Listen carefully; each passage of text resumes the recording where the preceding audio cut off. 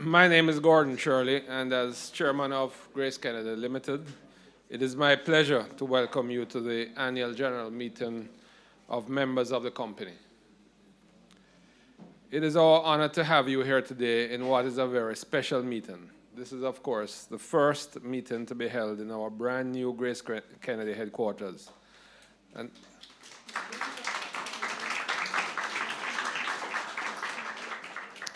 in fact, Don and his team have taken up residence since a little bit earlier in May, but this is the first time that I'm aware that any members of the public or non-GK employees are in the building, so you're a very special group.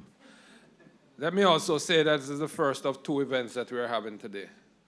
We will be hosting the Prime Minister at an event immediately following this one, and as such, I'm going to crave your understanding as we manage time carefully this afternoon so as to end promptly at 4 o'clock. We will start this afternoon's proceeding as we always do with a prayer and invite those persons so inclined to join us as Mr. Shaluk Richards, our General Manager of GK General Insurance Company Limited, leads us in prayer. Shaluk?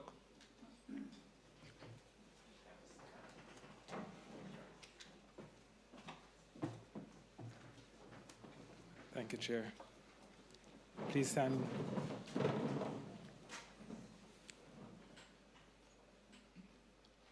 Let us pray. Lord, today we approach your throne of grace with an attitude of gratitude. We thank you for sparing our lives to see yet another annual general meeting where we can engage in discussions on the performance and the future of this blessed company. We thank you for the year past and the solid performance this company was able to deliver and the challenges that we were able to overcome. You have blessed us with leaders and directors with vision and foresight who continue to steer us with excellence through ever-changing waters, and for this we are grateful. This building in which we are meeting is a sign of your continued blessing on the GraceKennedy Group, and we pray for your continued wisdom and guidance as we continue to position the company for our 100th year anniversary. Lord, please bless our discussions and the decisions that we will make today, and continue to let your light shine on our team, our clients, our shareholders, and GraceKennedy. In Jesus' name we pray. Amen. Thank you very much, Shaluk. Each shareholder and proxy holder who registered today would have received a paddle. The paddle is to be raised for the following purposes. 1, to indicate your vote on each resolution. 2, to indicate that you wish to speak. And 3, to move or second a motion. Shareholders or proxies wishing to speak should address the meeting and so indicate by raising your paddle, and a microphone will be brought to you for use by one of our ushers. I'm reminding persons present that only registered stockholders or their appointed proxies can move or second motions to vote. For recording purposes, I'll ask anyone who is speaking at the meeting to please identify yourself by name. I'd like to introduce Mrs. Gail Moss-Solomon, who is the secretary of the company and who will perform the functions of the secretary at today's meeting. Gail? Will the secretary please advise if a quorum is present? Yes, Chair, we do have a quorum. Thank you, Mrs. Moss-Solomon. As all shareholders will have received a notice of this meeting, which was incorporated in the annual report submitted to you, may I please have a motion that the notice of the meeting be taken as having been read? Mr. Bond? Yes, sir. All in favor? Aye. Against? I declare the motion carried.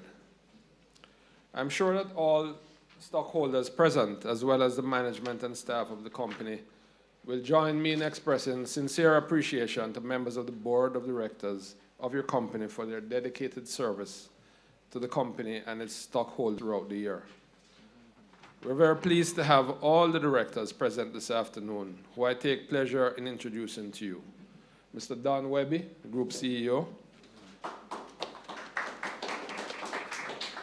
Mrs. Mary Ann Chambers, who came all the way from Canada. Dr. Paris Loyer Jr.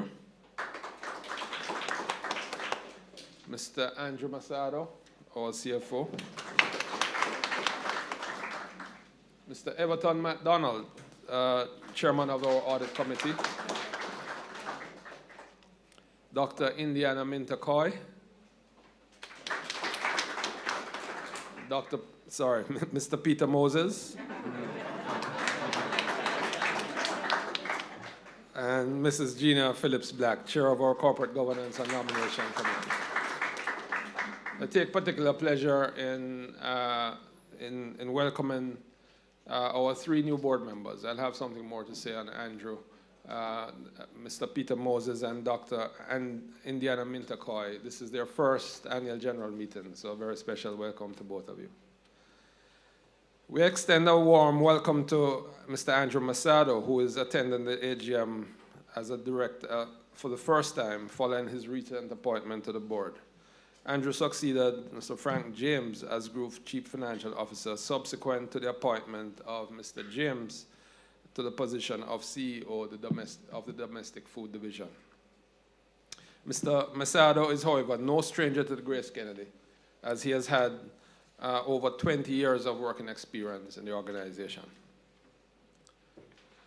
I'll now call on the Group CEO to make a presentation on the performance of the company over the year ended in December 31st, 2018.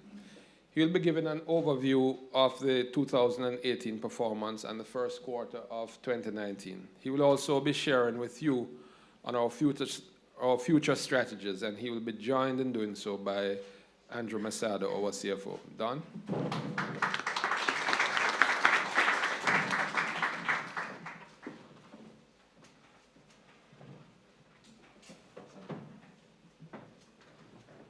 Thank you. Thank you very much, Chairman. Good afternoon, everyone.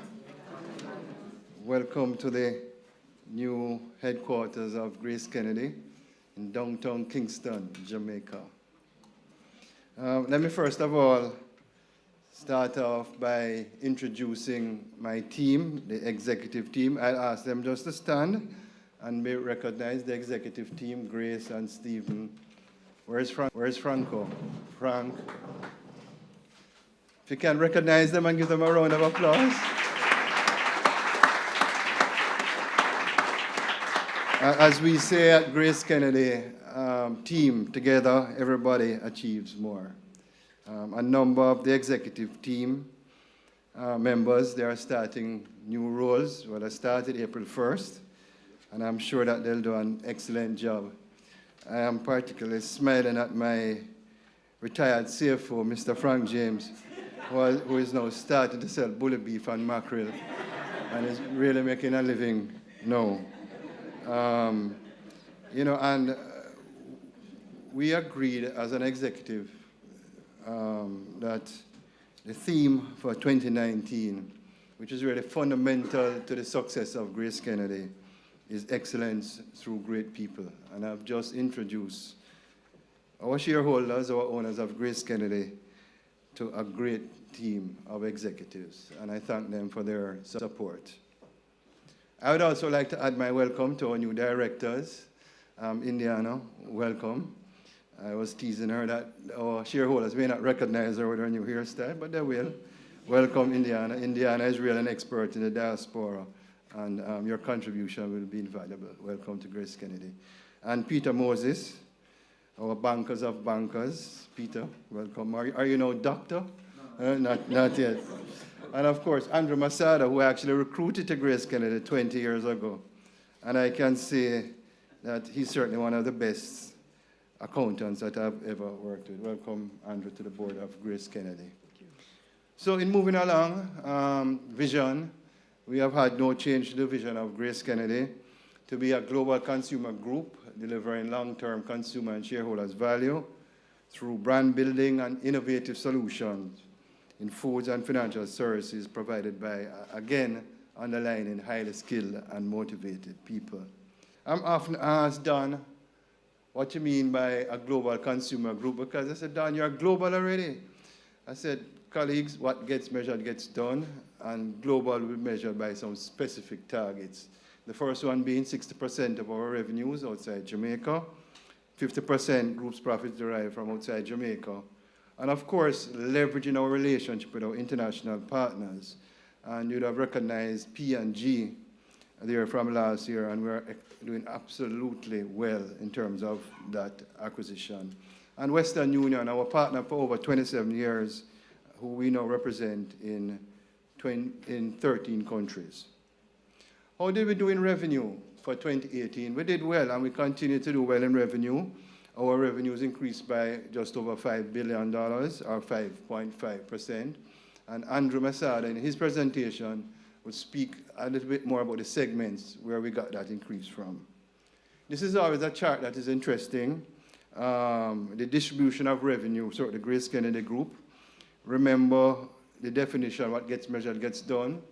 So if you look in the left-hand column of others, we are saying by 2022, that should, if we meet our target, that should reach 60%. And of course, Jamaica, 40%. But there's an interesting dynamics happening here. The Jamaican economy is actually doing exceptionally well. And the Jamaican economy is actually growing. So GraceKennedy, as a Jamaican company in Jamaica, is growing. And I'm going to show you later in my presentation some specific strategies that we're using to ensure that we continue to grow our market share in Jamaica. The other point that I'll raise on this one very quickly, well, there's not much of a significant distribution of revenue, but there's one that strategically I think I should mention, and that is of Ghana. So we have said, and we still maintain, that Africa, West Africa, is going to be a key revenue driver for the GraceKennedy Group, and we have done quite a bit of research on that. I also said last year, you'll recall, I'm sure, Mr. Staples, welcome, sir, that we have to revisit our strategy and business model in Ghana. We have. So we have made a decision after due diligence that it is better and more efficient for GraceKennedy to use a third-party distributor to distribute our goods in Ghana and not to own our own real estate. We're just about finalizing that distributor who represents good brands in Ghana. And I'm hoping by the second half of this year, we'll restart our business through a third-party distributor in Ghana.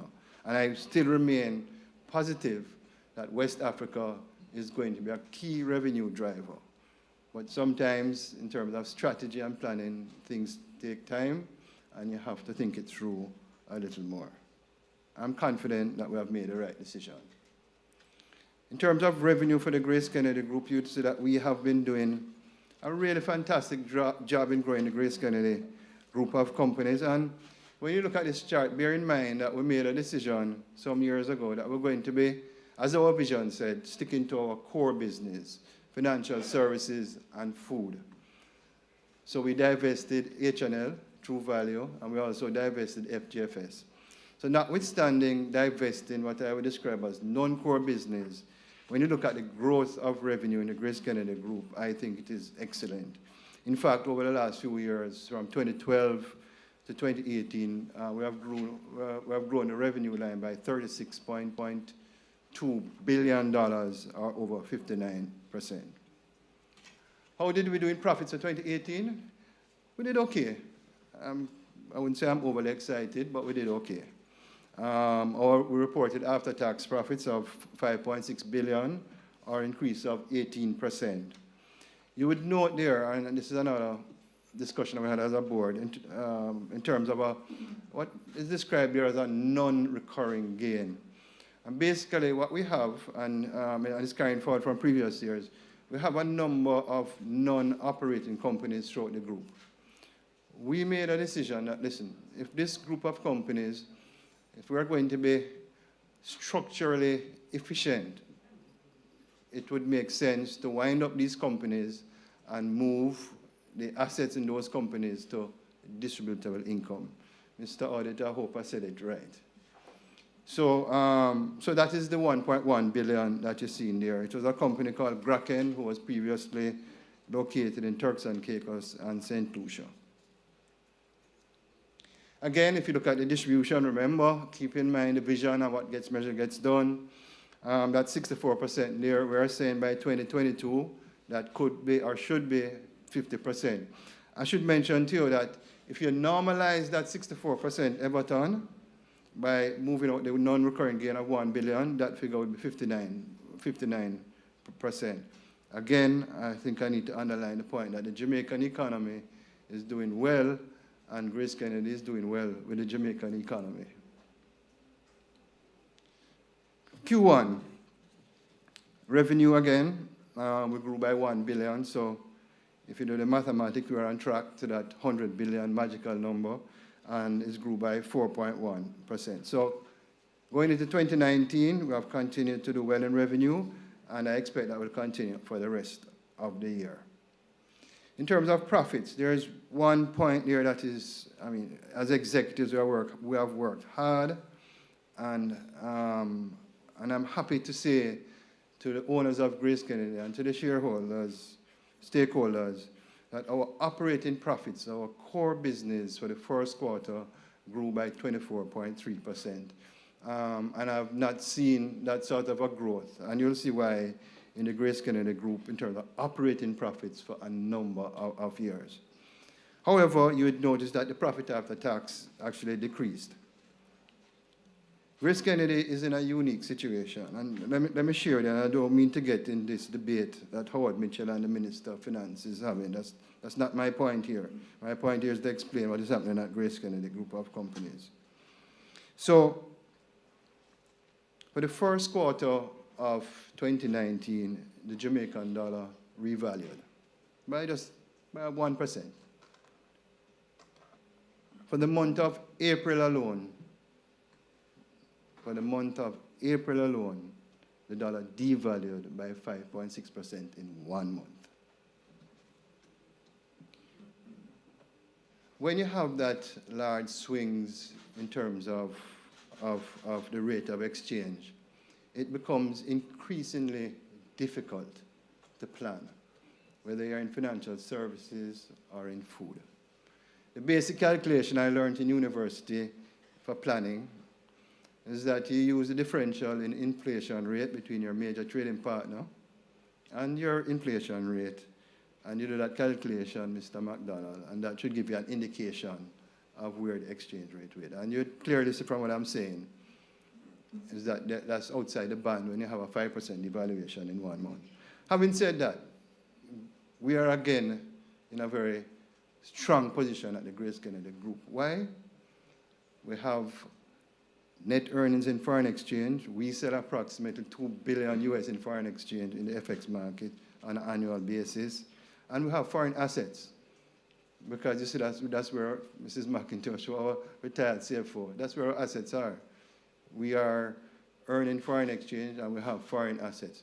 So the bankers and investment bankers will tell you that GraceKennedy, we have a natural hedge against a devaluation, which is true. My point is that is a large swings in a short space of time, which is not good, in my opinion, Mr. Staple, for business in terms of planning for the future. And it did impact us for the first quarter, and it impacted us significantly. Stock price, I know some of our shareholders, or all of our shareholders, I should say. You guys must smile some more. Smile some more. Your stock price went up by 44.5% for the year. I cannot recall in recent history where the GraceKennedy price increased by close to 45% in 1 year. As you see, it has leveled off a bit, but I would expect, based on what is happening in the market, that it will remain strong for the rest of this year. Having said that, and I know my good friend and mentor, Douglas Orain, where is he? Mr. Orain is there. You know, he was my boss for many years. He has changed his position as a retiree in terms of dividends, which I find amazing. So, on a serious note, when the stock price goes up, you realize that if your dividend remains stable, your yield is going to go down. The board of GraceKennedy, and led by Professor Gordon Shirley, we spent a lot of time discussing policy and dividend policy, and we made a couple of decisions. We are saying that we are going to pay a minimum of 20% of the net profit attributable to stockholders on an annual basis. That is coming from 15. We've also made a decision that instead of paying 3 times per year, we're going to be paying quarterly. We've already made a payment on April 4th, and there'll be a payment on June 14th. Very importantly, strategically, is that we're going to be really focusing on how to unlock shareholders' value by this policy. And I'm saying to the shareholders today that dividend yield and payout ratio is going to be a key metric for me as a group CEO of how we're doing as a company. And that way you have to generate cash. Strategic pillars for growth. Shirley, where's the camera people? The best water in the world, Catherine Speak. Spring water. We don't drink regular water, we drink spring water. So we bought 35% of Catherine Speak, and we're the exclusive distributor of Catherine Speak. It is doing exceptionally well. We are up year over year, double digits. And there are opportunities in Catherine Speak. The 5-gallon, we had a challenge in terms of the logistics, but we are working it out now. But you realize the strategic benefit of that we are actually delivering the 5-gallon to homes and offices. So the question is, again, strategically, why can't we put tropical rhythms on that truck? Why can't we put other Grace products on that truck? So we see that as a real benefit. Hot pepper sauce, cameraman again. This is the best hot pepper sauce in the world. Ask anybody who's seen shopping at Walmart in Canada. Mrs. Chambers? So what we did is actually a very interesting strategy. So we have Hounslow, where we buy pepper and we produce pepper mash. So what we have done is that Hounslow is now supplying Grace Pepper, who is now making this, so we can provide this for our consumers, both locally and internationally. Again, that acquisition is going exceptionally well. Patties, I hope I'm not going over time, Mrs. Masalman. I know I'm going to start getting things. So there was an announcement in the newspaper, right, that GraceKennedy is now into patties. And it got a lot of profiling about the patties. So I was traveling to Miami to look at this deal, Majestic Foods with Mr. Whittingham, and went up to the immigration officer, and you know the usual thing, where do you work? I said, I'm the CEO of GraceKennedy. They said, oh, you're the patty man. Anyway, the story behind it is that the acquisition has been accretive. It has been accretive, and as you can see there, our patties are growing at over 200%. I think you should give the patty man a round of applause. You know, when you go to Walmart, and when you go to Target, and when you go to Publix, it's just moving off of the shelves. And now, strategically, we now own that supply route in terms of 49%. So it is going to be a win-win-win for everyone. In terms of financial services, we own 40% of a merchant bank in Barbados. That company acquired another merchant bank in Barbados, Globe. So we now own 40% of the largest merchant bank in Barbados. There's something significant about this. And maybe, sorry, the Prime Minister, Nigel Clark, not here, but when we acquired the company, Mr. O'Reilly the tax rate was 25%. When Mia Motley came in, she has reduced that tax rate to 5% or less. So when you do the economics and the cash flow in and the discounted cash flow based on this acquisition, we are already ahead because of the adjustment in the tax rate by over 20 percentage points. I'm very, very optimistic about growing this company some more. Canopy Insurance Limited, we had our first board meeting yesterday. I think Sean, our CEO, is here. Sean, stand and be recognized.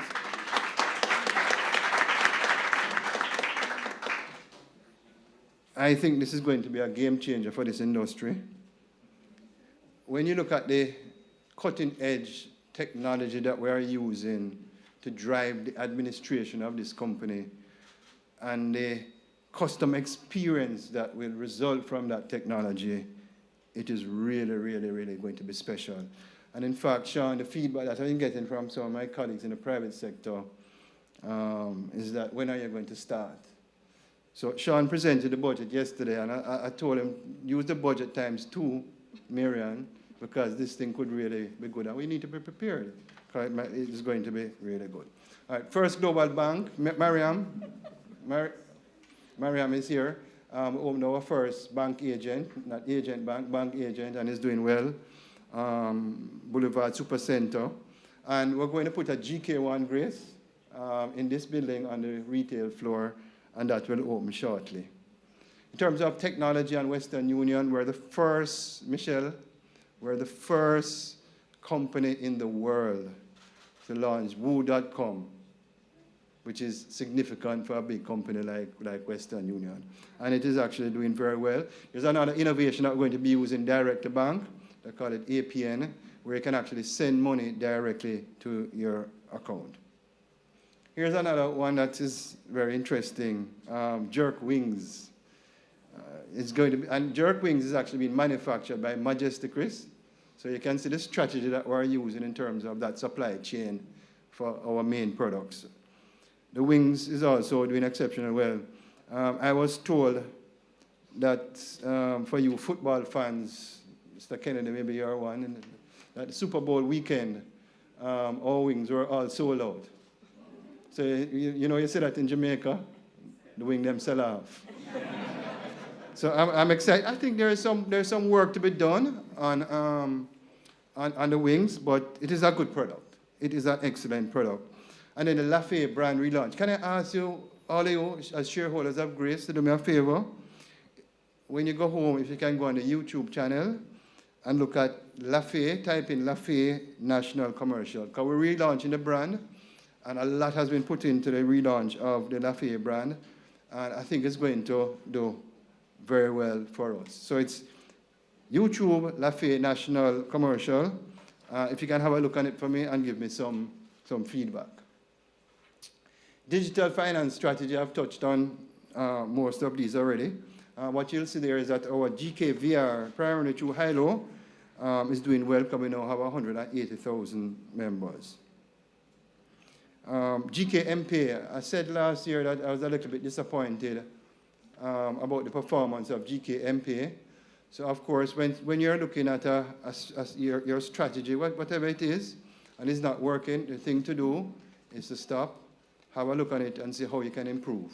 And what we have done, we have stopped, we have looked on it, we have looked at the technology driving it, and we are going to be relaunching GKMP later this year. The key message in that, it's going to be accompanied by a stored value card. Is it Visa, Stephen, or MasterCard? Visa, MasterCard. So I think that will make a big difference. A Visa stored value card. Okay, in terms of operational excellence, this is something, Mr. Staple, you're looking at this slide, sir? Because every year you ask me about operational excellence. All right.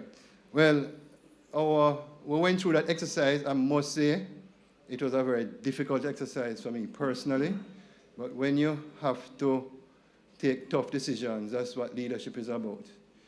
So we reorganized the GraceKennedy group. Unfortunately, some members of staff, because the positions weren't there, did not have a position. But when you look at the at the end of the exercise, the payback is about a year or less than a year.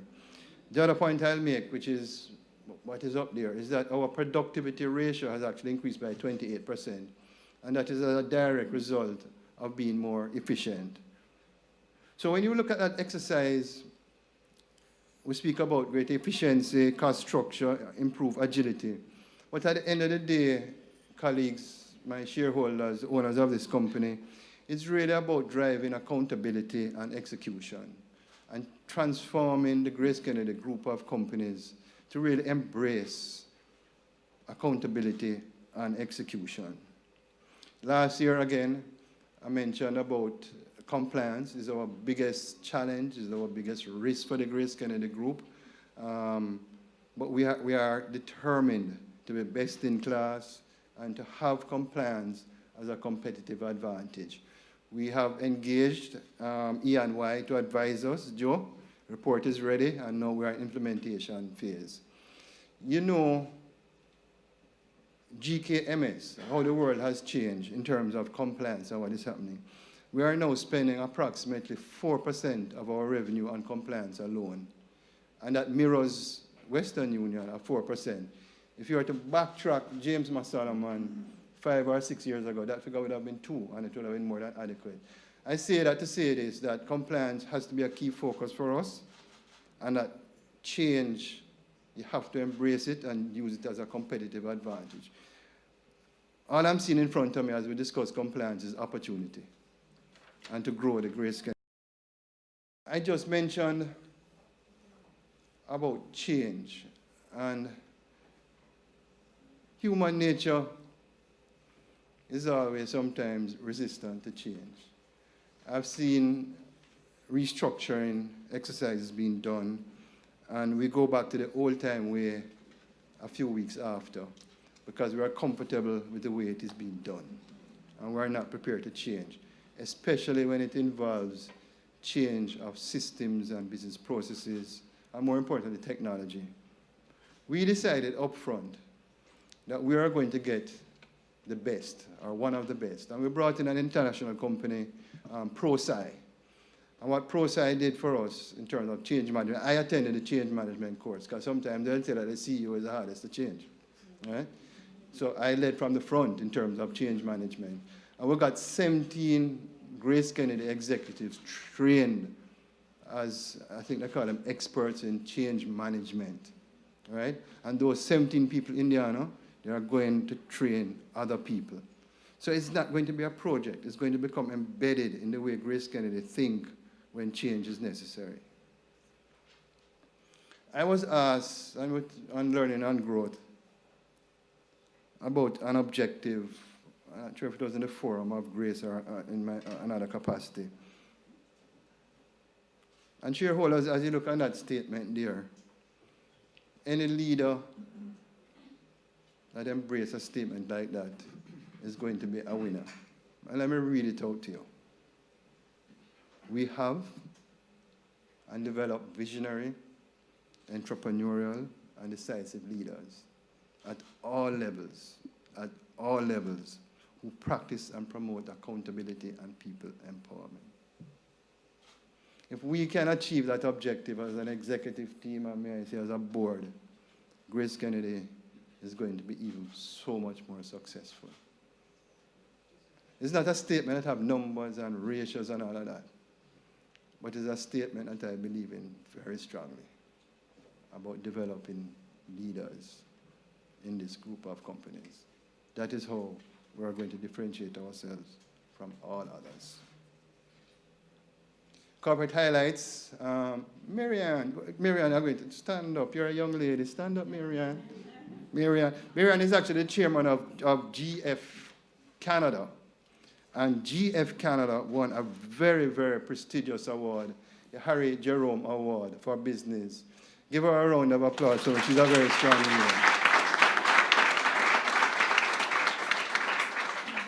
And then we move on to the headquarters. By the way, I just want to note, it's an editor's note, Tony. That picture, I took that picture with my cell phone, and I've copyrighted it. And I think it's very, very nice. Except somebody pointed out to me that there's a ladder somewhere. That's all right. If I was a professional, I could white it out. So we are here. We are here this afternoon in this new building. It's an investment, a significant investment in Jamaica and in downtown Kingston for the group, $3 billion. I wish I could have the time to expand on this, but 150 Jamaicans from the community actually built this building here. And that's one of the greatest prides right now. Downtown Kingston, if you look out there, parking is a nightmare in terms of urban planning. We have designed this building that we have 400 spaces for parking because you have to think ahead. A high-low, where's Catherine Kennedy? Stand up and promote yourself now, man. Eh? Catherine Kennedy, the new general manager for high-low. We're going to have a high-low express downstairs. It's open for business, yes it is, and you did a good job because I gave you a tight timeline and you delivered. So shareholders, before you leave, go and buy something, no?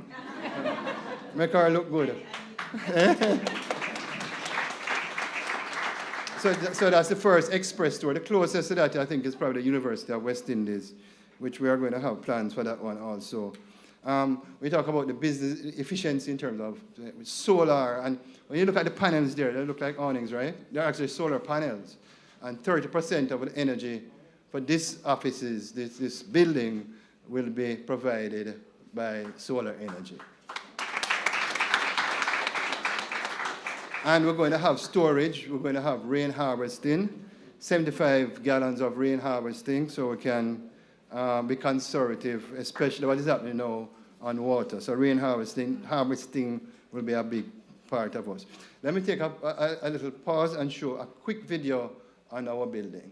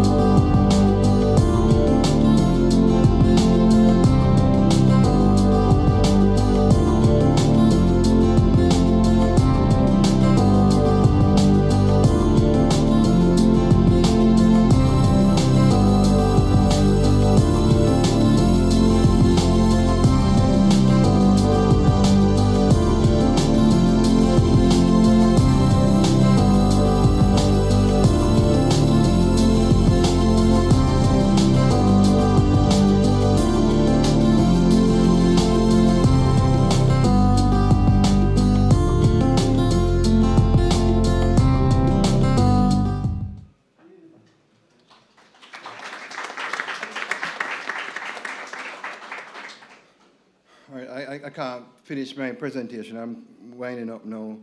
But our foundations are so important to this group of companies. You know, sometimes when I reflect on it, that's why GraceKennedy and the Grace brand is so loved, because of what we do for our country and by extension our consumers. Fred Kennedy is here. Fred? Where's Fred? Oh, Fred, right in front. Fred, stand a little bit. Fred has been the advocate for the Clean Harbor, and he's also the chairman of our foundation.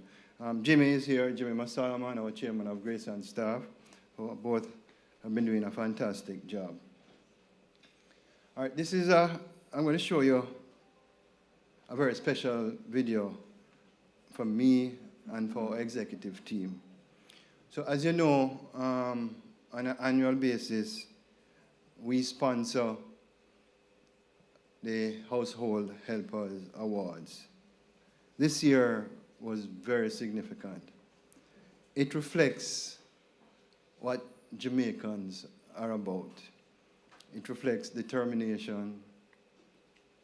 It reflects never give up. As I say to my management team at GraceKennedy, we're going to have our challenges, but one thing we must never do, say I can't, and if we get hit down 9 times, Michelle, we're going to stand up 10. I met a gentleman who has become one of my heroes. He was the winner of the household helpers. He's no politician, no big politician. He's no businessman of no Fortune 500 company or the Jamaica Stock Exchange. He's a simple farmer. And I want to share with you, and I'm sure you'll understand why he is my hero and many of our executives who we presented in January, 300 of us, he shared his story. It is by way of a video, and I hope you enjoy.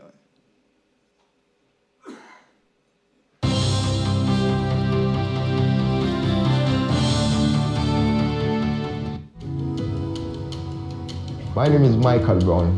Some people call me Wani because I have a one hand. I do everything just like in a normal toilet person, so I don't feel no way. If you say Wani, I don't feel the same person.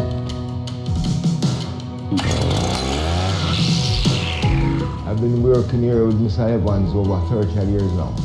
He's a good person. He and the family is so good to me. And they treat people with respect and honor. 20 years ago, I lost my left hand. I had an altercation with a caretaker at my neighbor's house. After losing the hand, Mr. Evans and Mrs. Evans, they never leave me alone. They try to come around me, try to encourage me, try to comfort me. Until this very blessed day, they take care of me and my children and shows us love. I plant these pineapples here to keep the soil, to hold the soil from going over. And I also plant grass, because when she come up here, it used to be red dirt and it would red, make her slippers all red. So I put the Zaza grass in, so that you don't have no red dirt anymore on our feet. They don't find a fault in me. I do my job perfectly, just like any normal 20 person now. Painting the walls and the back seat boards. I do all these painting here. You have to get determined. Never give up. If you even chop your hand off and you lose the hand, don't give up. I also have to advise you to make sure that you say everything around your home to do it to make the place more beautiful, to enhance the place. If you don't have no love for your job and don't have no love for your boss, it's not gonna work. You have to have love. It have to be a balance. Both caretakers and bosses need each other. We have to help each other. That's how it should be.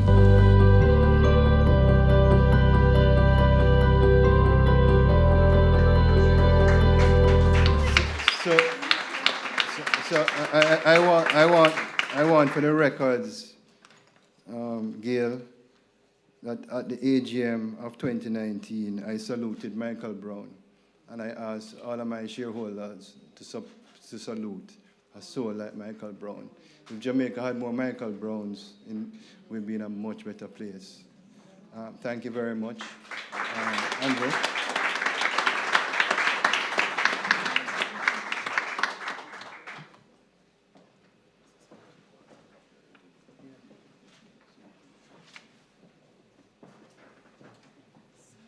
Give Andrew a big welcome, Mr.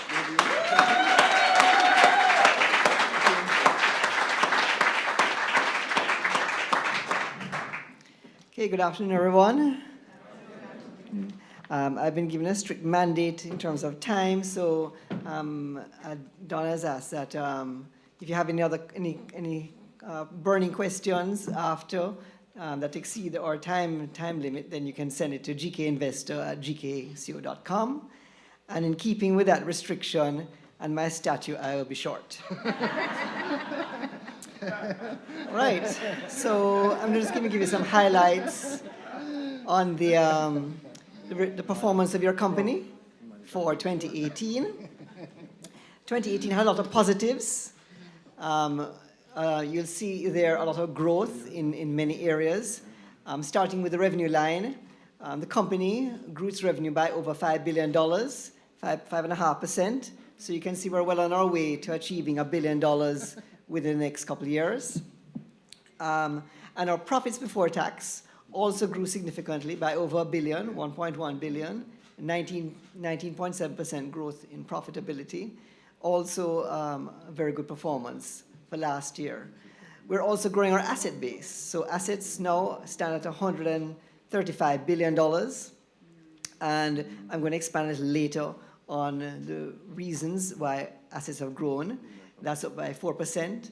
And then in particular for shareholders, you'll notice our market capitalization has grown by 44.8%, an increase of almost $20 billion, $19.6 billion.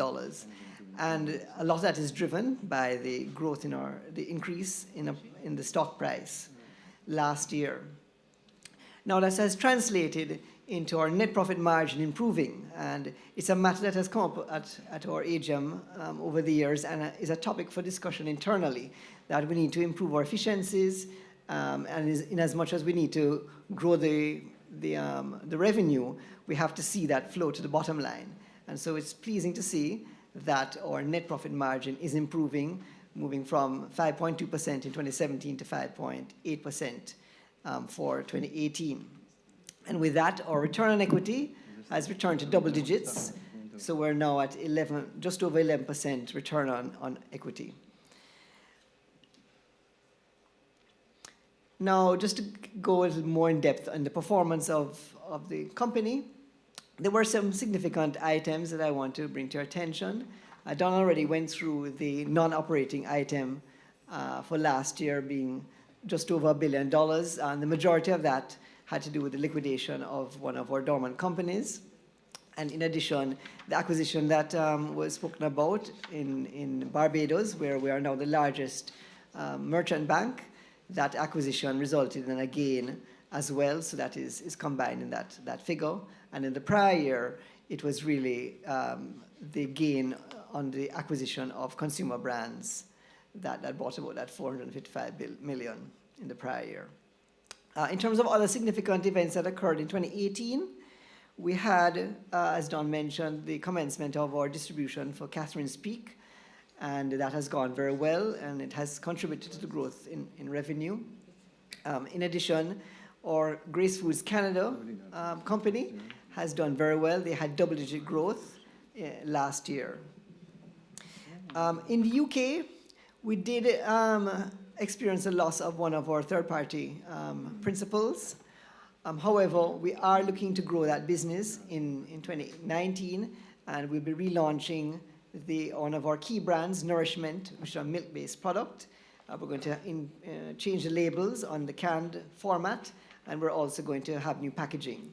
So we're looking for improved performance for the UK for this year. And then I won't go back, repeat what Donna said in relation to money services, but we have invested significantly in enhancing the compliance of that group of companies, and we believe that on the long term will show improved performance for that company. And we do see that as a strategic advantage that we will have over other competitors, in that our compliance will be best in class. And then we also have the urban renewal tax benefits for this building. And I want to go into a little bit more detail about those benefits. So what we were able, because we are renewing downtown Kingston, there were tax incentives for the construction of this building that you're in. And one of the first things is that we were able to move some of our subsidiaries, the GK Money Services Group, as well as the central offices for the overall financial group entity. Downtown, they were previously occupying high rented space in the New Kingston area, so we're saving some costs by bringing them downtown in a combined setting with the corporate office. And we also, in terms of tax benefits, in 2017, we got tax benefits $416 million, and 2018, $428 million as part of the cost of construction. We get that as a part of that, a third of that, as a return in the form of credits, tax credits. We are also able to access lower cost funding because of the Urban Renewal Act. And we're also going to be renting out some retail space on the ground floor. You'll notice, other than high-low, there are going to be other retail spaces So if you come back in a few months, you will notice that we'll have some shops, additional shops open. Now, in terms of the segment performance for the group, for revenue, as I mentioned earlier, we grew by just over $5 billion. And that is really coming from our food division. For foods, this year, for 2018, we had a full year of representing Procter & Gamble in Jamaica as their agents, and we were able to grow the business for those products. In addition, Catherine's Peak came on, and that added to our food portfolio. And then we saw recovery for corned beef, and also some of the other key products like Tropical Rhythms and Vienna sausages. High-low, despite roadworks that would have affected the Barbican store and the Manor Park store last year, we did see growth in our high-low businesses. And in the US, we had growth in the chain stores like Walmart and also the independent supermarkets. So the food division did very well in terms of revenue growth for 2018. For insurance, we had double-digit growth, and this is in both our property and motor portfolios. We saw growth in that for insurance. For banking, we did have a decline in our loan portfolio and reduced interest rates, which would have contributed to a marginal reduction there in the overall revenue for the banking and investments segment. And then for money services, as Donald mentioned, because of the compliance measures we have implemented, we did see a temporary reduction in transaction volumes. In terms of profitability, we had grown, as I mentioned earlier, by $1.1 billion. And we see that all our segments, with the exception of money services, grew last year. Food and insurance, their results were driven by the growth in revenue. And for banking, we did see that the growth came from things like our equity brokerage, improving the performance there. We had improved securities trading, as well as our net interest income improved, and the portfolio management fees from managing our clients' funds. On the money services, again, this really had to do with declines in our transaction volumes. Now, I've spoken about the performance on the income statement, and now I just wanted to give you a little snapshot on the balance sheet. So in terms of your financial position, you'll see where we had a growth in our assets, and this growth is driven by two main areas. One, our fixed assets, so we are investing a lot in capital, our new GraceKennedy headquarters, as well as our factories, and we're expanding the distribution center that we have at Bernard Lodge. In addition to fixed assets, we're also increasing our investments in other companies. So Don mentioned about Catherine's Peak, about Majesty, also Grace Pepper, and then Canopy. So we do have a number of new companies that have been added to our portfolio, and so that is part of the contribution to the growth in the assets. You'll notice that our debt is relatively flat at around $16.5 billion. Now, what you'll see, though, is that the debt-equity ratio increased marginally from 36.5% to 37%. That's really because our equity declined slightly. Reduction in equity has to do with, one, the implementation of the new International Financial Reporting Standards, IFRS 9 and 15, which had an impact on our retained earnings as an opening adjustment. And we also increased our distributions.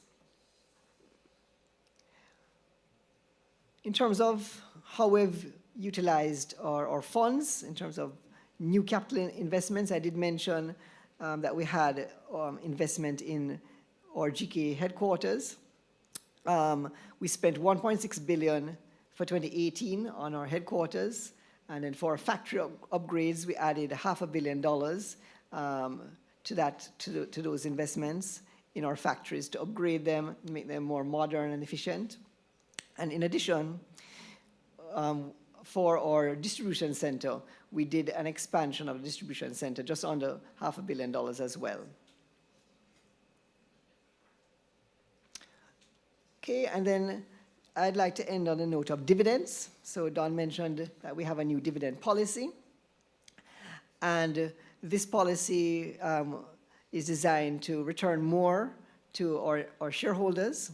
What you'll see is from 2014 until 2018, we've seen a 74% increase in dividend payments. And for over this period, the stock price has tripled from $20 to just over $60. So we do believe that this shows us as a more attractive investment. And I'm sure the shareholders will be happy with the improvement in the frequency of payments. As Don mentioned, the yield, because the price has been growing at such a rapid rate, in order to keep pace on the yield, we do have to increase the dividend payments. And so this is something we continue to look at and evaluate in order to give our shareholders a good return. And with that, I want to thank you very much.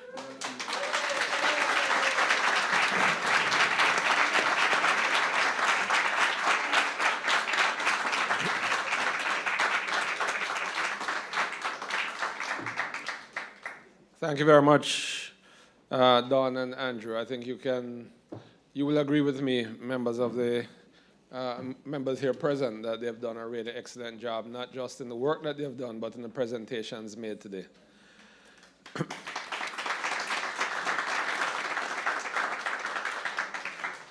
Ladies and gentlemen, the floor is now yours, and you may ask any questions you have in respect of the presentations. For those of you who were not here at the outset, we apologize for the fact that there is another function immediately following this, and so our time available for questions and answers this evening will be a little bit truncated. But however, I do point you to the information that Andrew shared, which is that if you have additional questions, please send them to the email that he gave you, which is gkinvestor@gkco.com. To ask a question, please raise your paddle. Mr. Livingston. Yes, Livingston Young. Our observation first, I'll observe you. Then after, I met Mr. Staple come in. I don't know, but as a businessman, I observe you. As a businessman, I change this a little bit. Instead of catching peak, it's a Grace water. Because the reason why for that, you're thinking wisely. Because if you put Grace, you have to make a profit off of the Grace brand. So they put catching peak. You understand what I say? You're the owner thing now. Right? And the next thing, with the first global, instead of we as a minor shareholder, for $500, when I open my account, US account, $500 I say, boy, for open my US account. I think you should look in as a minor shareholder, you know, for open my account at the first global. So can you look into the situation for me, please? Okay, sir. Don, you want to address any of those? Yeah, so Libby, are you hearing me okay? Yeah. So we have done research before acquiring 35%, because remember, we are still minority shareholders in Catherine's Peak, but we have exclusive distribution. During that research, we looked at the strength of the brand, Catherine's Peak, and it is by far a very, very strong brand with water. In fact, we had introduced a Grace water some time ago, and the market did not accept it like it accepted the Catherine's Peak. The point, though, Livy, is that if and when we get controlling interest of Catherine's Peak, then we can, by association, use the Grace brand with Catherine's Peak together. And I think that's how Nestle and other international companies, that's how they do their branding. The other point that you made in terms of First Global Bank, and Miriam is here, she can comment on it, but there are strict regulatory requirements that really don't give us a lot of flexibility in terms of information required before you can open any account.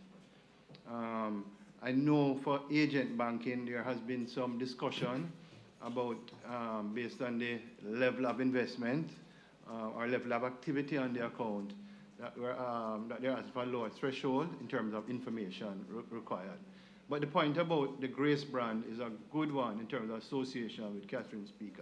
I've noted that carefully. Mr. Hold on. Mr. You know, say you're wrong with say you never when you come out with phone brand and everything, you have to think more, go observe in what you're doing. You can't just say, boy, catch in peak. Where do you try to believe yourself, you know? When I say you do it, but I'm going station. If you can come up with something more, innovative more, that's show me, say, boy, Grace can make money for it. Why you just catching people want to make water alone? You can make it too just like them, you know. We have to build yourself and big them up, you know. And if you upgrade your standard, that's your company can make some Grace water too. Come from a country where water come from. You understand? So if you upgrade your thing, that's you can match up to them. Can you make a profit for yourself so that I give them? You understand? Yeah, man. Yeah, so, All right, so noted, Young, Libby. Noted. Thank so you. Young, thank you very much. Ladies and gentlemen, I forgot to give you one ground rule for today. Because we are so tight on time, we're going to have to limit you to one question per individual. Mr. Stapler, I see that you're ready to ask your questions. Mr. Stapler, you need a mic there. Chairman, Board of Directors, fellow shareholders, good afternoon. Good afternoon. I recognize the importance of time, but Mr. Chair, I have some observation I would like to share before I ask my two questions. I have more than two, but I'll ask two and I'll get other shareholders to ask their question. And if time avails, we'll come back. Thank you very much, sir. Mr. Chair. Yes, sir. Let us all give God thanks for uniting us again in this fashion. And we all ask him to forgive us our wrongs, and that his blessings continue to be with us as a group and individually. Mr. Chair, congratulations to you, members of the board, and the very, very, very hard-working employees and our security personnel for the tremendous financial results.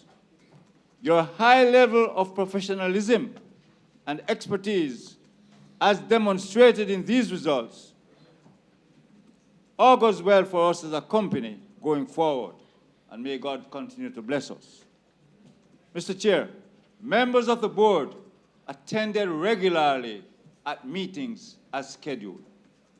That is true. There was a board evaluation, which I requested the year before and was done last year. And, Mr. Chair, it was well received. And I can see that that board evaluation has helped significantly in the results that we have seen before us today. Mr. Chair, the board, the management and discussion analysis has been one of the best I've seen to date. Mr. Chair, the information that was there has helped us as shareholders to really see what is happening in this company and the way forward that it is going. Mr. Chair, I would like for you and the employees to understand clearly what we are about, and to understand clearly, Mr. Chair, that as a company, you have allowed our employees to be happy, you have allowed them and their families to be worthy of what they are doing. And Mr. Chair, that assistance that this company has given to our employees has helped significantly in the results that we are seeing today. Mr. Chair, our employees must understand that the way forward is going to be challenging, and that a high degree of responsibility rests on their shoulders, and decisions that might take place might not necessarily be in their favor at all times. But they must understand the way forward is technology, and the way forward for us as shareholders is a reasonable return on our investment, which we are looking forward to. Mr. Chair, my first question. If you turn to page, I'm cutting back because of the time period that is against us. Thank you very much, sir. Mr. Chair, if you turn with me to page 105. Mr. Chair, what accounted for this remeasurement of post-employment benefit obligation of negative 2.7 billion in 2018 versus a positive of 58.9 million in 2017. You can go ahead and ask the second one. Andrew will respond to it in a minute. Okay. Mr. Chair, turn with me to page 105. That's where we are. We are at 105. What led to this change in fair value of debt instruments, which was at fair value through other comprehensive income, negative of 279.9 million? And Mr. Chair, if you turn with me to page 104, I would like to share with you and fellow shareholders some information there. Total revenue, total, and when I say total, I mean all the revenue that was generated, was in 2017, was 95,426,842,000 total revenue in 2017. Your total expenses in 2017 were 90.7 billion, which gave you a net profit in 2017 of $4.8 billion. Mr. Chair, of every dollar of total revenue in 2017, your expenses were 95 cents and your profit was 5 cents. In 2018, total revenue was $101.9 billion, and your total expenses were $96.3 billion. Out of every dollar, 94 cents went to expense, and your profit jumped up to 6 cents. Mr. Chair, what is interesting? Incrementally, that is 18 over 17, year 18 over year 17, incrementally, the company made $6.5 billion total revenue incrementally. And incrementally, their expense was $5.6 billion, which gave a net return of $871 million. Out of every dollar incrementally, Mr. Chair, 87 cents went to expense and 13 cents went to profit. Mr. Chair, I have not seen this happening in any other company. And I must say, congratulations to you, to the CEO, to the CFO, and to your hard-working employees. I think they deserve a cheer for this type of results that we are seeing here today. Thank you very much, Mr. Staple. Mr. Chair, if time avails, I'll ask 2 more questions at the end. Mr. Staple, as you know, we do look forward annually to having this exchange with you and the other members of the community. Unfortunately, today we really are very pressed, and so I'm going to ask Mr. Young and the other members, the GK investor at gkco.com, if you would, we really do look forward to receiving the questions, so please send them to us. Don and Andrew, the 2 questions that... I'll attempt to answer the last one, and Andrew will go ahead and answer. Go ahead, Andrew. Thank you, Chair. In relation to the post-employment benefits, why there is an increase, so this is a reduction in the other comprehensive income. So this is really when you have a difference between the actual estimates and what really happens during the course of the year.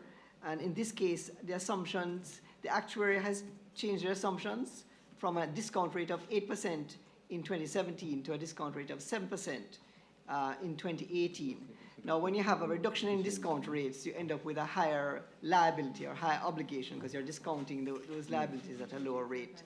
So this movement is really a result of the discount rate assumption moving.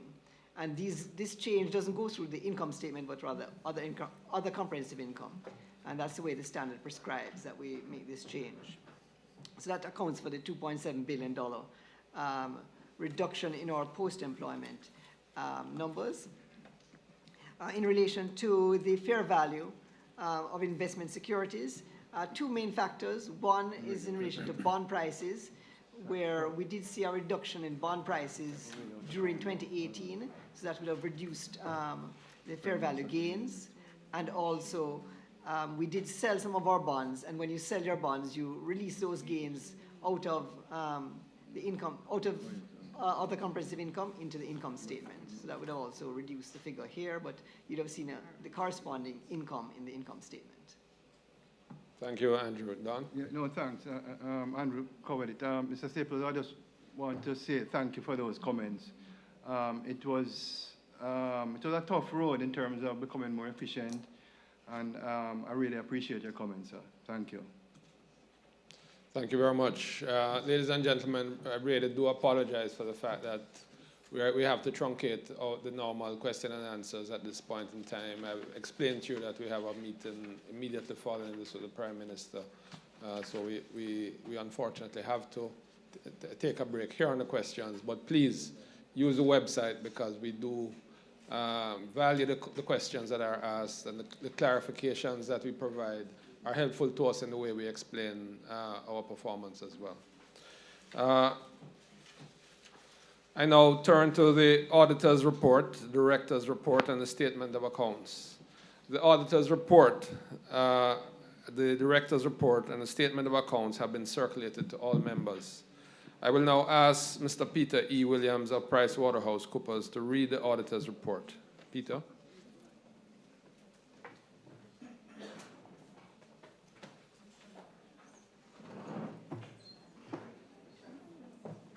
Thank you, Chair. Afternoon, ladies and gentlemen.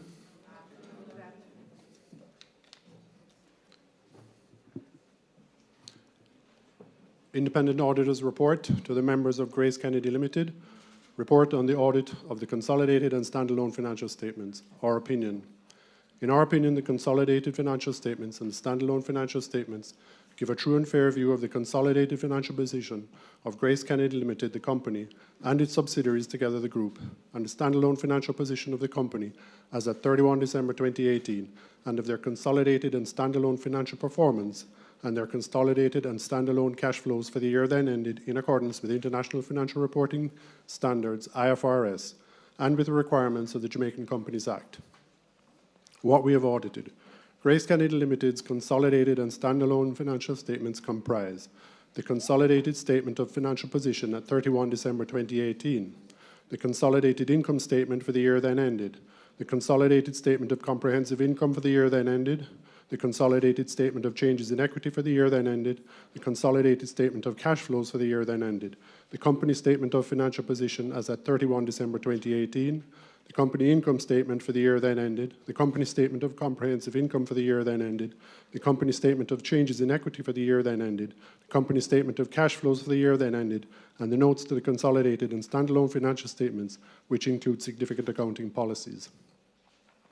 Basis for opinion. We conducted our audit in accordance with International Standards on Auditing, ISOs. Our responsibilities under those standards are further described in the auditor's responsibilities for the audit of the consolidated and standalone financial statements section of our report. We believe that the audit evidence we have obtained is sufficient and appropriate to provide a basis for our opinion. Independence. We are independent of the group in accordance with the International Ethics Standard Board for Accountants Code of Ethics for Professional Accountants, IESBA Code. We have fulfilled our other ethical responsibilities in accordance with the IESBA Code. Our audit approach. Audit scope. As part of designing our audit, we determine materiality and assess the risks of material misstatement in the consolidated and standalone financial statements. In particular, we consider where management made subjective judgments, for example, in respect of significant accounting estimates that involve making assumptions and considering future events that are inherently uncertain. As in all of our audits, we address the risk of management override of internal control, including, among other matters, consideration of whether there was evidence of bias that represented a risk of material misstatement due to fraud. How we tailored our group audit scope. We tailored the scope of our audit in order to perform sufficient work to enable us to provide an opinion on the consolidated financial statements as a whole, taking into account the structure of the group, the accounting processes and controls, and the industry in which the group operates. In assessing the risk of material misstatement to the group financial statements, and to ensure we had adequate quantitative coverage of significant accounts in the financial statements, we designed and performed audit procedures over various components. The group comprised 44 reporting components, of which we selected 19 components, which mainly represented the principal business units within the group and covered entities within Jamaica, Barbados, Bahamas, Trinidad and Tobago, Canada, the United Kingdom, the United States of America, USA, and Guyana. Of the 19 components selected, we performed an audit on the complete financial information of 12 components, full scope components, which were selected based on their size, risk characteristics, or both. For the remaining 7 components, specific scope components, we performed audit procedures on specific accounts or analytical procedures within that component that we considered had the potential for the greatest impact on the significant accounts in the financial statements, either due to the size of these accounts or their risk profile. The audit scope of these components may not have included testing of all significant accounts of the component, but will have contributed to the coverage of significant accounts tested for the group. In relation to the remaining components, none of which are individually greater than 3% of the group's profit before tax, we performed other procedures, including analytical review procedures and testing of consolidation journals, intercompany eliminations, and foreign currency translation recalculations to respond to any potential risk of material misstatement to the group financial statements. For components that are in scope of the group audit, we used component auditors from PwC network firms and non-PwC firms who are familiar with the local laws and regulations to perform this audit work. Throughout the audit, we had regular meetings and correspondence with management and component auditor teams to follow up on the progress of work for all components. The group engagement leader and senior members of the group engagement team reviewed reports about the audit approach and findings of the component auditors. Context. Context of our audit is set by the group's major activities in 2018. One of the most significant events was the acquisition of a 35% interest in Catherine's Peak Bottling Company Limited, which is accounted for as an investment in associate. Additionally, the impact of the group's adoption of IFRS 9 in respect of estimates and judgments involved in expected credit loss ECL calculations for loans and receivables and investments was significant. These have therefore become new key audit matters for our audit in 2018. For other key audit matters relating to goodwill impairment, assessment of the United States of America operations, and valuation of pension scheme assets and liabilities continue to be areas which are significant to the group and involve significant levels of judgment by management and expert knowledge as in prior year. Key audit matters. Key audit matters are those matters that, in our professional judgment, were of most significance in our audit of the consolidated and standalone financial statements of the current period. These matters were addressed in the context of our audit of the consolidated and standalone financial statements as a whole and informing our opinion thereon, and we do not provide a separate opinion on these matters. Key audit matter. Accounting for investment in associate, group and company, refer to note 2C, 49, 41, and 10 of the consolidated and standalone financial statements for disclosures of related accounting policies, judgments, estimates, and balances. During the year, the group acquired a 35% interest in Catherine's Peak Bottling Company Limited, CP, for a consideration of $525 million, which is accounted for as an investment in associate for both the group and company. The consideration paid in the acquisition of the interest in CP resulted in the identification of intangible assets, including brands, customer relationships, and goodwill, amounting to $498.5 million. We focused on the investment due to the significance of the consideration paid, management's judgment and estimation involved in identifying intangible assets, and the determination of any impairment in relation to goodwill. The complex judgments included identifying all assets, including intangibles, and liabilities of the newly acquired associate, and estimating their associated fair value for initial recognition as part of the purchase price allocation and value in use VIU calculations. Key inputs into the VIU were revenue growth and discount rates. How our audit addressed the key audit matter. We read the share purchase agreement and evaluated the appropriateness of the accounting for the acquisition as an associate against management's accounting policies and the required accounting standards. We held discussions with management to gain an understanding and evaluate their basis for selecting assumptions used in value and use calculation for CP. With the assistance of our valuation expert, we independently determined fair values for the identified intangible assets and compared with management's calculated value. We corroborated the key inputs into the VIU, being revenue growth and discount rates, to historic and prospective financial industry and economic information, taking into consideration our knowledge of the group and the industries in which the group operates. Using management's projections, we sensitized the discount rate to recalculate a VIU for CP to evaluate whether there was any impairment on the carrying value of goodwill. Based on the audit procedures performed, no adjustments to the financial statements were deemed necessary. Key audit matter. Expected credit losses in relation to financial assets group.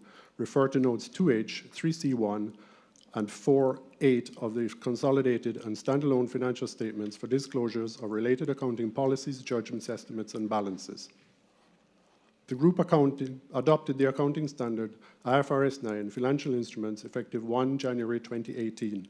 The standard introduced new requirements around two main aspects of how financial instruments are treated, namely measurement and classification and impairment. In relation to impairment, the standard prescribes a new forward-looking expected credit loss ECL impairment model, which takes into account reasonable and supportable forward-looking information and will generally result in earlier recognition of impairment provisions.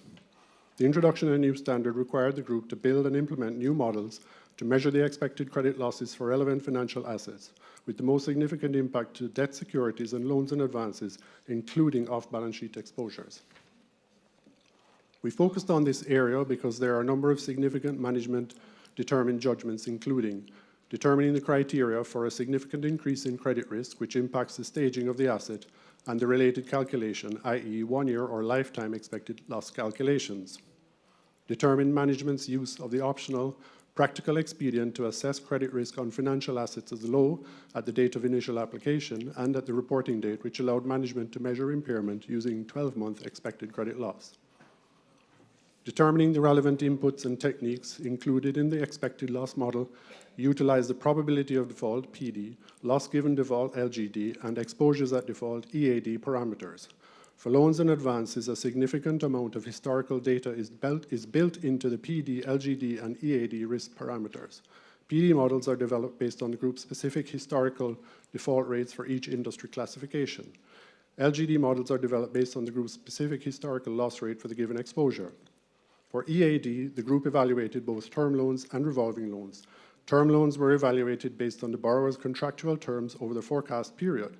For revolving loans, specifically credit cards and overdrafts, the group estimated the average utilization at the point of default and used multiple economic scenarios that are forward-looking. Valuation of real estate property pledged as collateral for term loans. This is the most significant repayment source for credit-impaired assets, stage 3. The impact of adopting the new standard resulted in a reduction in opening retained earnings of $205.9 million. As at 31 December 2018, the group's on-balance sheet gross loans and advances totaled $26.3 billion. Off-balance sheet exposures, which include undrawn commitments such as credit cards, overdrafts, and loan commitments, amounted to $539.1 million. The group's debt securities measured at amortized cost and fair value through other comprehensive income, FVOCI, totaled $37.1 billion. Overall, the total of the above exposures represents 47% of total assets. The resultant impairment recorded under the ECL amounted to $943.5 million for loans and advances, including off-balance sheet items, and $293.9 million for debt securities. How our audit addressed the key audit matter. We obtained group's accounting policies as it relates to IFRS 9 and assessed the reasonableness of those accounting policies with the requirements of the standard. We evaluated the design and tested the operating effectiveness of the relevant controls for IFRS 9, including model development, validation, and approval, review and approval of key assumptions, judgments, and forward-looking assumptions prior to being incorporated in expected credit loss models, review and approval of the output of expected credit loss models and the related transition impacts. We found that these key controls were designed, implemented, and operated effectively, and therefore we determined that we could place reliance on these key controls for the purposes of the audit. We evaluated the appropriateness of group staging and, where applicable, determined whether the significant increase in credit risk and default definitions were appropriately applied. We obtained an understanding of management's ECL model, including source data, evaluated theoretical soundness, and tested the mathematical integrity of the model. We tested reliability of the source data used in the models on a sample basis by corroborating to historical data or external public information where available. We tested the completeness of debt securities, loans and advances, and off-balance sheet exposures to determine whether all financial instruments were included in ECL calculation. We evaluated the appropriateness of management's judgment pertaining to forward-looking information, the basis of the multiple scenarios used, and the weighting applied to the captured nonlinear losses. We tested the opening equity adjustments in relation to the adoption of the new standards classification and measurement requirements. debt securities. Where management has applied practical experience calculations in accordance with the new standard, we tested the group's application of the low credit risk simplification at reporting date by using rating agencies' definition of investment grade and evaluated the appropriateness of the group classifying all debt securities as stage 2. We reperformed on a sample basis credit model calculations to confirm the risk parameter outputs, including PD, LGD, and EAD. We have compared the PD and LGD associated with credit risk ratings that are published by rating agencies. Loans and advances, including off-balance sheet exposures. We reperformed the calculation of days past due, a key data input into the PD parameter in the group's banking system on a sample basis. We tested the completeness and accuracy of the 3-year historical data used by agreeing details on default rates and recovery rates. In addition, for credit cards and overdraft facilities, we tested completeness and accuracy of utilization rates at the point of default. The data used for these assessments were based on group internal default experience segmented by product type. For a sample of credit exposures, we agreed the critical data fields such as origination date, maturity date, default date, principal, collateral value, and cash recoveries and exposure limits used in developing default recovery and utilization rates to source documents. For a sample of stage 3 loans, we obtained an understanding of the latest developments at the borrowers and the basis of measuring the impairment provisions and considered whether key judgments are appropriate given the borrower's circumstances. We reperformed management's impairment calculation. We tested key inputs to the impairment calculation, including the expected future cash flows and valuation of collateral held, and determined the reasonableness of the valuation of real estate collateral with the assistance of our auditor's expert. Based on the procedures described above, no material exceptions were noted in our assessment of the group's implementation of IFRS 9, including its provisioning in accordance with its newly adopted expected credit loss model. Key audit matter, goodwill impairment for the United States of America USA Operations Group. Refer to notes 2G, 4.1, and 11 of the consolidated and standalone financial statements for the disclosures of related accounting policies, judgments, estimates, and balances. Total carrying value of goodwill is $1.4 billion, of which $948 million relates to the USA operations. The assessment of the carrying value of goodwill involves judgment relating to forecasting future cash flows with key inputs being weighted average cost of capital, growth, and discount rates. Management's focus on logistics and warehousing efficiencies continued in the current year while introducing new products and concentrating on improving market penetration of existing products. The USA continues to receive working capital assistance from the parent company, and as such, it remains an area of focus. How our audit addressed the key audit matter. We tested management's assumptions used in their impairment testing model for goodwill, including future cash flow projections, discount rates, and growth rates applied. The following procedures were performed. We obtained management's discounted cash flow model, DCF, including qualitative and quantitative analyses, and obtained an understanding of the process used by management to determine the fair value of the reporting unit. We were assisted by our valuation experts to review the appropriateness of the assumptions and the methodology used in the DCF. We tested the mathematical accuracy of the underlying calculations included in the DCF model.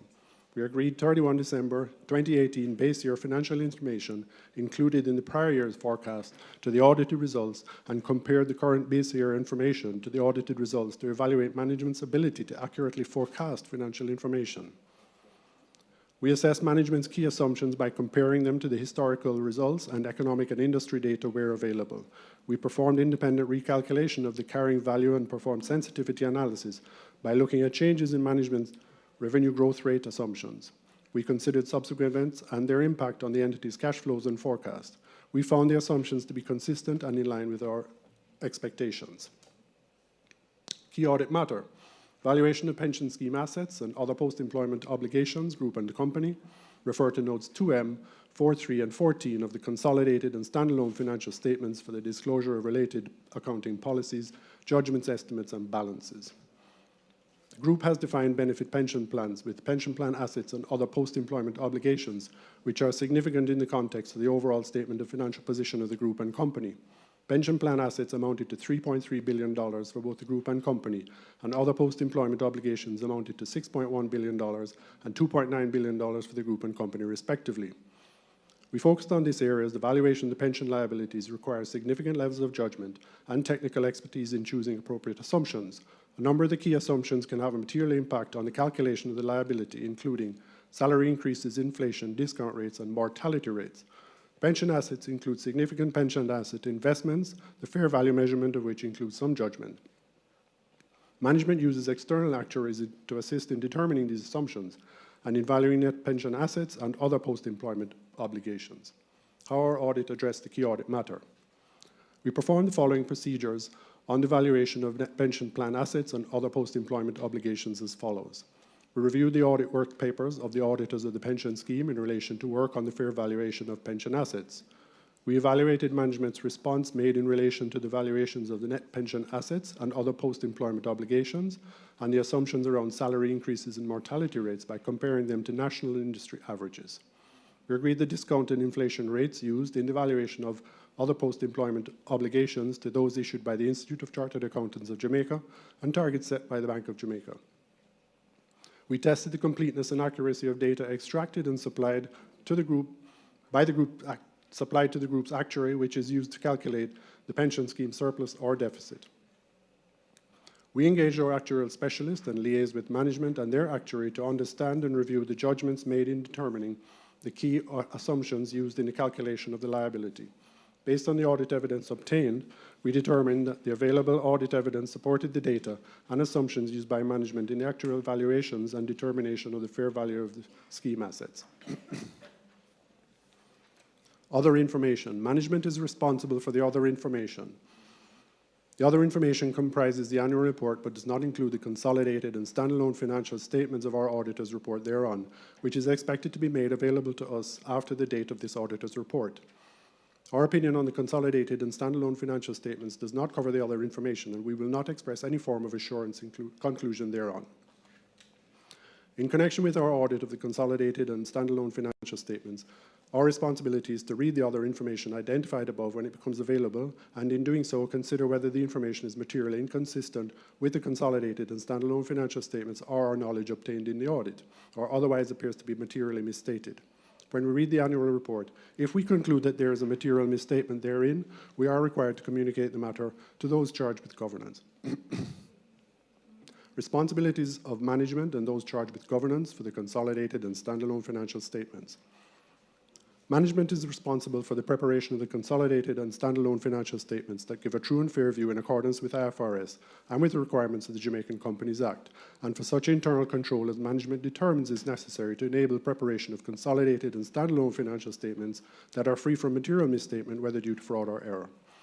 In preparing the consolidated and standalone financial statements, management is responsible for assessing the group and company's ability to continue as a going concern, disclosing as applicable matters relating to going concern, and using the going concern basis of accounting unless management either intends to liquidate the group or the company, or to cease operations, or has no realistic alternative but to do so. Those charged with governance are responsible for overseeing the group and company financial reporting process. Auditor's responsibility for the audit of the consolidated and standalone financial statements. Our objectives are to obtain reasonable assurance about whether the consolidated and standalone financial statements as a whole are free from material misstatement, whether due to fraud or error, and to issue an auditor's report that includes our opinion. Reasonable assurance is a high-level assurance, but is not a guarantee that an audit conducted in accordance with ISAs will always detect a material misstatement when it exists. Misstatements can arise from fraud or error and are considered material if, individually or in the aggregate, they could reasonably be expected to influence the economic decisions of users taken on the basis of these consolidated and standalone financial statements. As part of an audit in accordance with ISAs, we exercise professional judgment and maintain professional skepticism throughout the audit. We also identify and assess the risks of material misstatement of the consolidated and standalone financial statements, whether due to fraud or error, design and perform audit procedures responsive to those risks, and obtain audit evidence that is sufficient and appropriate to provide a basis for our opinion. The risk of not detecting a material misstatement resulting from fraud is higher than one from resulting from error, as fraud may involve collusion, forgery, intentional omissions, misrepresentations, or the override of internal control. Obtain an understanding of internal control relevant to the audit in order to design audit procedures that are appropriate in circumstances, but not for the purpose of expressing an opinion on the effectiveness of the group and company's internal control. evaluate the appropriateness of accounting policies used and the reasonableness of accounting estimates and related disclosures made by management, conclude on the appropriateness of management's use of the going concern basis of accounting, and, based on the audit evidence obtained, whether a material uncertainty exists related to events or conditions that may cast significant doubt on the group or company's ability to continue as a going concern. If we conclude that material uncertainty exists, we are required to draw attention in our auditor's report to the related disclosures in the consolidated and standalone financial statements, or if such disclosures are inadequate, to modify our opinion. Our conclusions are based on the audit evidence obtained up to the date of our auditor's report. However, future events or conditions may cause the group or company to cease to continue as a going concern.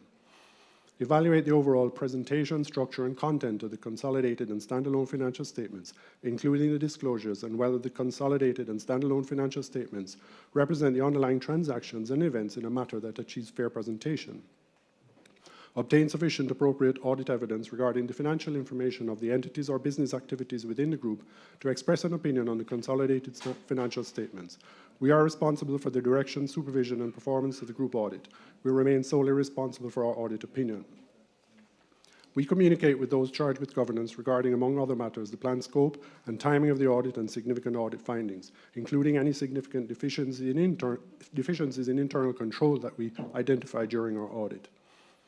We also provide those charged with governance with a statement that we have complied with relevant ethical requirements regarding independence, and to communicate with them all relationships and other matters that may reasonably be thought to bear on our independence, where applicable, related safeguards. From the matters communicated with those charged with governance, we determine those matters that were of the most significance in the audit of the consolidated and standalone financial statements of the current period, and are therefore key audit matters.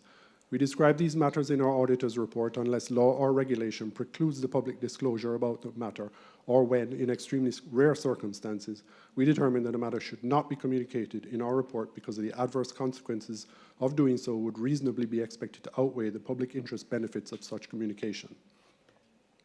Report on other legal and regulatory requirements. As required by the Jamaican Companies Act, we have obtained all the information and explanations which, to the best of our knowledge and belief, were necessary for the purposes of our audit. In our opinion, proper accounting records have been kept, so far as appears from our examination of those records, and the accompanying consolidated and standalone financial statements are in agreement therewith and give the information required by the Jamaican Companies Act in the manner so required. The engagement partner on the audit resulting in this independent auditor's report is Peter Williams. Signed, PricewaterhouseCoopers Chartered Accountants, 1 March 2019, Kingston, Jamaica.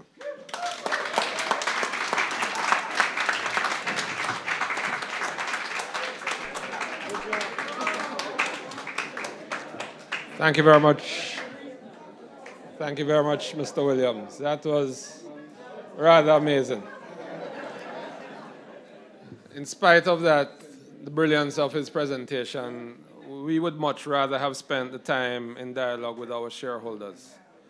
However, the reading of the auditor's report by the auditor is a regulatory requirement which is set out in section 157.2 of the Companies Act.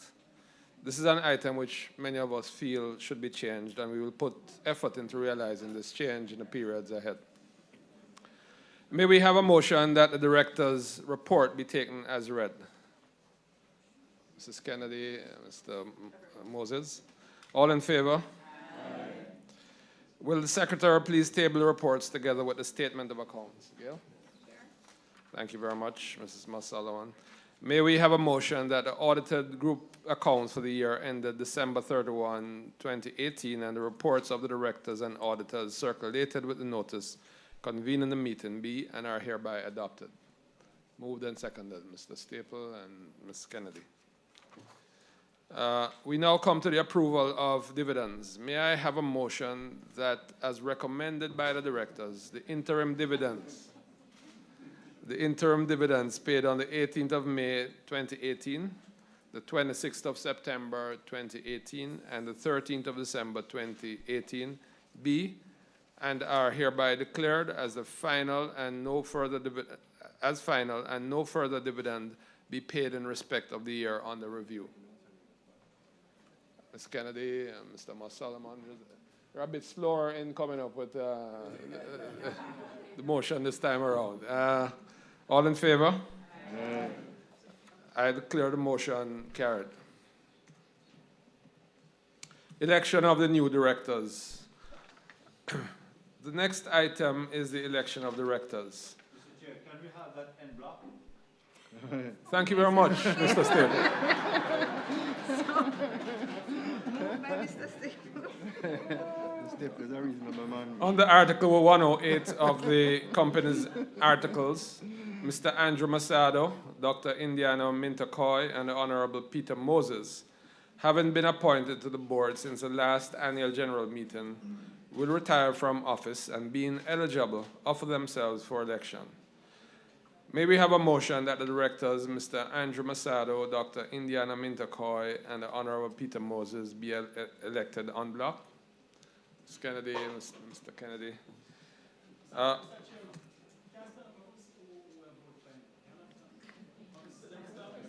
They stood before you came in. We introduced them. Dr. Indiana Mintakoy, Mr. Peter Moses, Mr. Andrew Masado.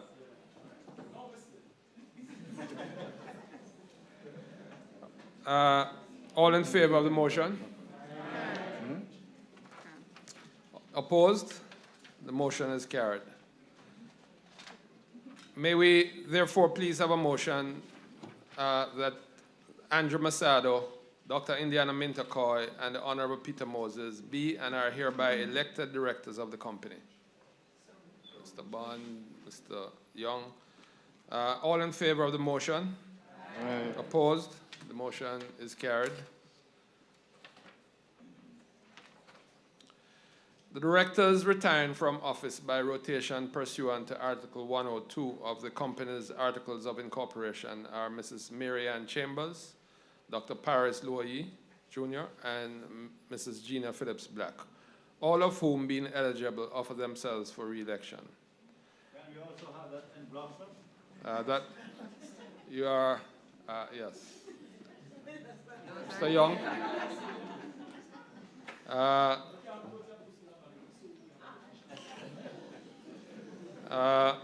The motion has already been moved for the directors to be re-elected and en bloc. It has moved by Mr. Staples, seconded by Mr. Young. All in favor of the motion? Aye. Opposed? The motion is carried. May we therefore please have a motion that Mrs. Mary Ann Chambers, Dr. Paris Loyi Jr., and Mrs. Gina Phillips Black be and they are hereby re-elected directors of the company. Moved by many, seconded by many. All in favor of the motion? Aye. Opposed? The motion is carried.